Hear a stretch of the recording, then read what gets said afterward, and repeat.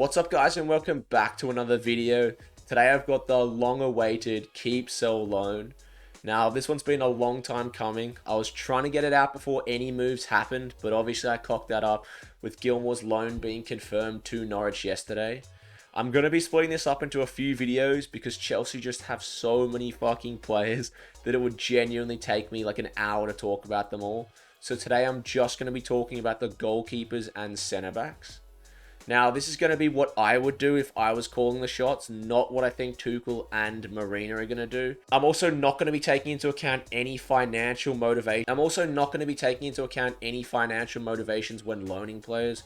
We all know Chelsea generates a large amount of their income through loans, whether that be through the accumulation of the loan fees themselves or by buying players, loaning them out and then selling them on for profit. So I'm going to be discounting players like Miazga, who are never realistically going to have a career at Chelsea and are purely a source of income at this point. Now all the housekeeping's done, let's get straight into it. I'll kick things off with the goalkeeper, and there's no better place to start than with Mendy. Now this one is a complete no-brainer, 1,000,000% keep. The difference he's made for us this season has been incredible. It's not just the improvement in shot stopping that he offers over Kepa, but it's also just the confidence that he exudes on the defense itself has completely turned our defense around this season. The year before last, we conceded 54 goals in the league compared to 36 this season, which is just mental when you think about it. And a lot of that difference has to do with the change in goalkeeper.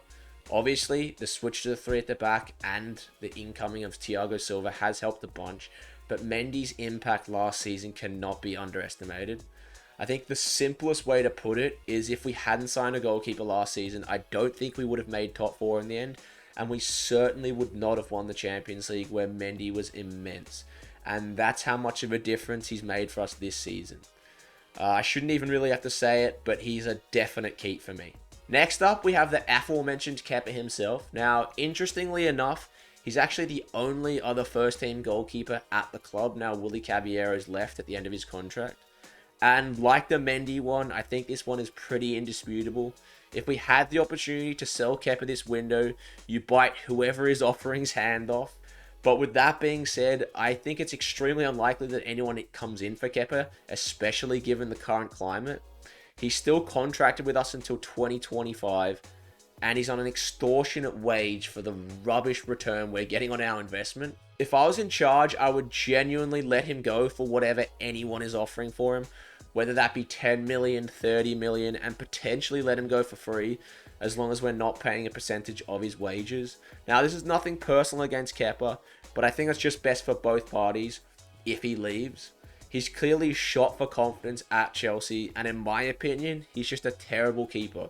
As harsh as it sounds, he's just genuinely a bad goalkeeper, and I can't see him ever working his way back into the starting 11 on a regular basis. In that 1920 season I was talking about before, he had a post-shot XG of negative 9.5, meaning he conceded almost 10 goals more than expected, compared to the 0.9 that Mendy conceded last season for us.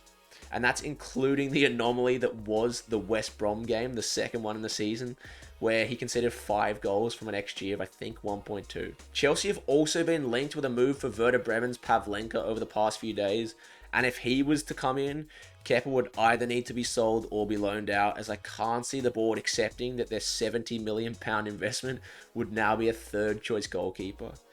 With that being said though, I think it's most likely that Kepa stays at the club as the backup keeper, as I can't see anyone making a move for him this summer. However, as I said before, if it were up to me, I would most definitely sell.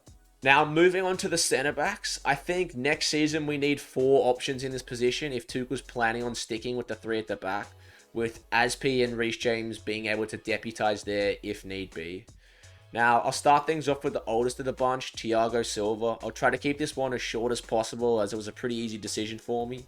I'd keep him for another year. I can't remember if he's officially signed a contract extension yet. I know one is expected. And we saw the difference he made to our youngish backline last season, which had previously lacked that experienced leader, and there aren't many better around than Thiago Silva. My only slight concern with him is his injury issues. He did pick up quite a few injuries last season, Although, to be fair, it wouldn't be the end of the world if he was to miss a few odd games, as it's probably best for the long-term future of the backline that he isn't playing week in, week out, and is instead able to guide and help improve the likes of Christensen and Guehi, who I'll get onto later in the video. So Thiago Silva for me is a key, probably only for one more season, and then look to move on to a more future-proof option. Next up, I've got probably the long-term replacement for Thiago Silva, at least in a back three, and that's Christensen. Now, had you asked me this 12 months ago, this one might have been a little bit more up for debate, but I guess you could probably say that for quite a fair few players on this list. Since Tuchel's come in, the improvements we've seen from Christensen have been immense, and at just the right time, I would say, people were starting to slowly lose hope that he would ever reach the level that we thought he could after that impressive loan spell at Gladbach and his first season under Conte. But the back half of last season, he's been one of our most improved players. He played excellently in the Champions League final after coming on for Thiago Silva, which is never easy. And he made that crucial block near the end of the game.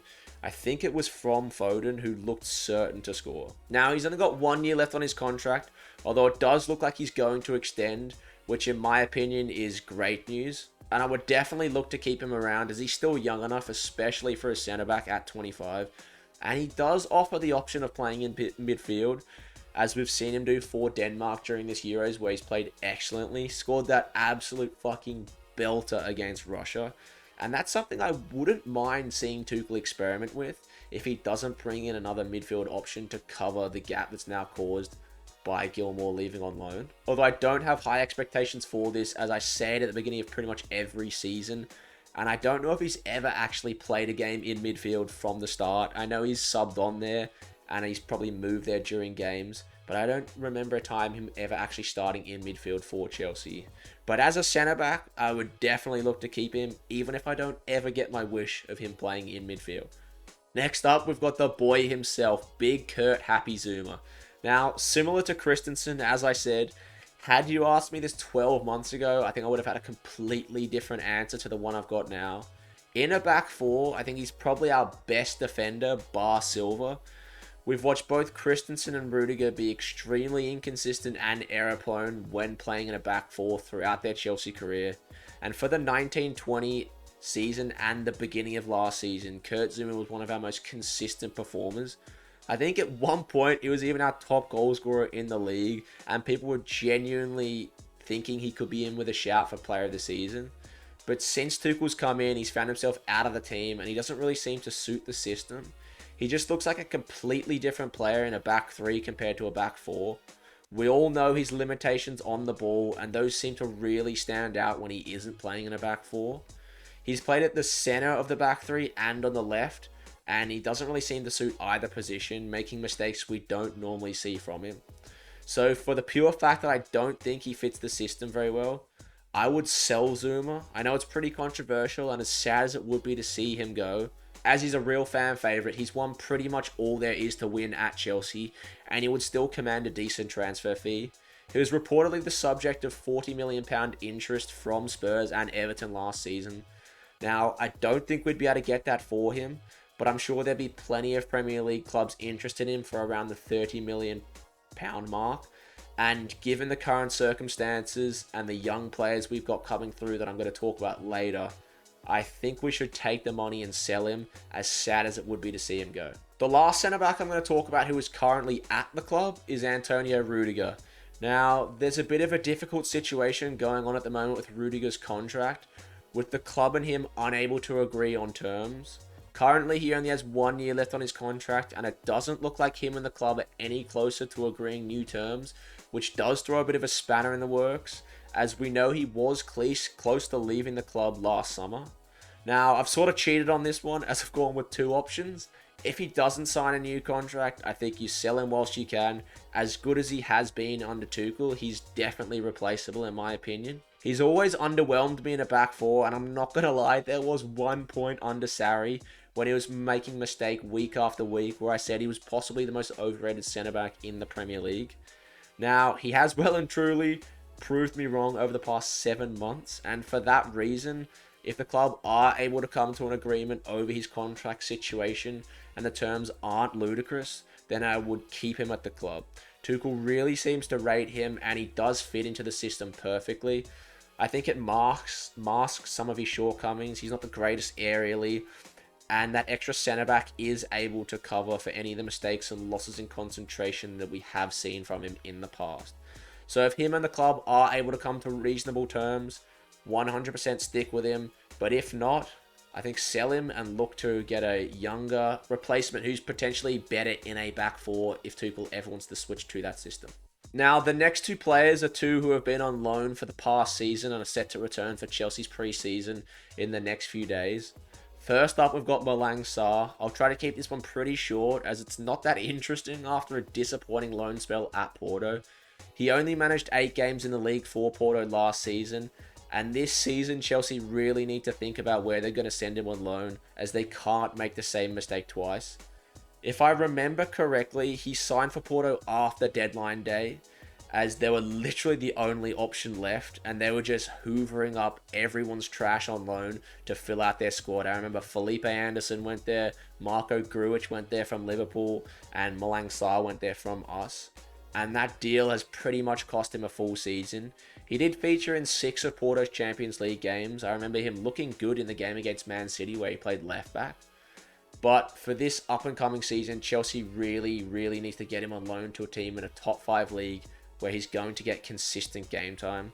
He was linked with Bayer Leverkusen before he moved to Porto last season, and I think a club of that level would be perfect for him. So for this season, I'm going to go loan. He could come in and be that 4th choice if Zouma was to leave, but after a disappointing season, I think the best option is to loan him out and then reevaluate him after next season. Last up, we've got my wild card, Marc Guehi. Now, like Rudiger, there's a bit of a contractual problem going on with Guehi, being that he only has 2 years left on his deal and he doesn't seem to be extending anytime soon. And that leaves us in a bit of a predicament. Now, you've got to show him that there's a path to the first team if he puts in the performances. And I'm not 100% sure if he's... And I would look to keep Guehi as that 4th choice option at centre-back. He was one of the standout defenders in the Championship last year with Swansea, which is rare for someone of his age. He plays as a left-sided centre-back, which is a problem position for Chelsea, with all of our options preferring playing on the right, and he's played in the back 3 at Swansea as well, so he would fit into Tuchel's system. He's very comfortable on the ball, which is a big part of the way we play, and I definitely think he's good enough to be rotated in as Zouma was for the second half of the season.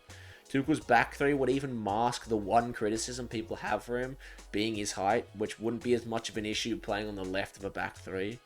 I don't think the lack of game time would be that big of a concern as well, as all 4 of our centre-backs played over 17 games in the Premier League this season, with more opportunities likely to come in the various club cup competitions that Chelsea play in.